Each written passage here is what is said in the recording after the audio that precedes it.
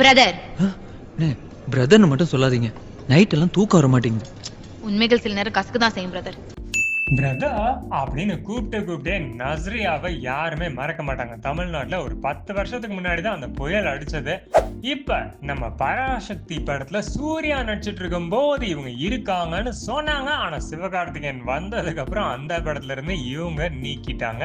அதாவது அவங்களே நீங்கிட்டாங்கன்னு கூட சொல்றாங்க. இப்ப Nazriya is back in Tamil. என்ன படம்டா அப்படின்னு தானே கேக்குறீங்க? படம் இல்லாது வெப் சீரிஸ் மெட்ராஸ் மிஸ்ட்ரி அப்படின்னு ஒரு வெப் சீரிஸ் வரப்போகுதுங்க சோனி லிவ்ல.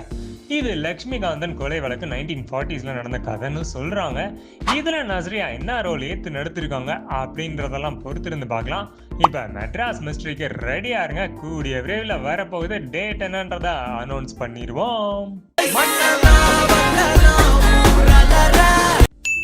லேட்டஸ்ட் சென்சேஷனான சாங்னு எடுத்துக்கிட்டா நம்ம ஊரும் பிளட் தான். டியூட் படத்துல இருந்து இந்த படம் அக்டோபர் 17 தீபாவளியை முன்னிட்டு ரிலீஸ் ஆகுதுன்னு அடுத்தடுத்து அப்டேட்ஸ் கொடுத்துக்கிட்டே இருக்காங்க. ஆனா அந்த பக்கம் லைக் எல்ஐகேவும் அன்னைக்கு தான்ப்பா ரிலீஸ் பண்ணுவோம் அப்படின்னு ஒரு பக்கம் போயிட்டு இருக்கு. அது ஒரு டைம் டிராவல் த்ரில்லரா வந்துட்டு இருக்கு. இது என்னன்னா ஒரு யங்ஸ்டர்ஸை கவர் பண்ற ரொமான்டிக் மூவியா மமிதா பைஜு கூட நம்ம பிரதீப் ரங்கநாதன் நடிச்சிருக்காரு. ஸோ இந்த 2 படத்துல எது வரப்போகுது? ஏன்னா 2 படமும் வந்தா 2 டைமா ஆடியன்ஸ் போய் பார்ப்பாங்க. ஆனா உங்களுக்காக நாங்க பார்த்துட்டு ரிவ்யூஸ் போடுவோம். அப்ப நீங்க எந்த படத்தை பாக்குறதுன்னு முடிவு எடுத்துக்கோங்க. இப்போதைக்கு இன்னும் கன்ஃபியூஷன்லயே தான் போய்கிட்டு இருக்கு. எல்ஐகேவும் டியூடும் கூடிய விரைவில் தீந்துரும் நினைக்கிறேன். பார்க்கலாம் சொல்றேன். என்ஜாமி தந்தானே எல்லாமே என்ஜாமி தந்தானே.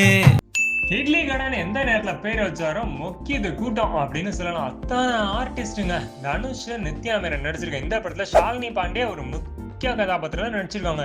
இது போக இங்க ஹைலைட்டா சத்யராஜ், ராஜ்கிரண், பார்த்திபன், அருண் விஜய், 10 வரைக்கும் சமுத்திரகனி வேற நடிச்சிருக்காங்க. எல்லாருமே நடிப்பு ஜாம்பவான்கள். என்ன மாதிரி கதை அதுல உருவாக்கியிருக்காரு தனுஷ்ன்றதுக்கு இப்பவே எக்ஸ்பெக்டேஷன்ஸ் கூடிதான் இருக்கு. படத்தோட ஆடியோ லான்ச் 14th சண்டே நடக்க போகுது. பார்க்கலாம் இட்லி கடை எப்படி வேகுதுன்னு. லைக், ஷேர், சப்ஸ்கிரைப் பண்ணிட்டு ரெடியா இருங்க. அடுத்த வீடியோல பாய்.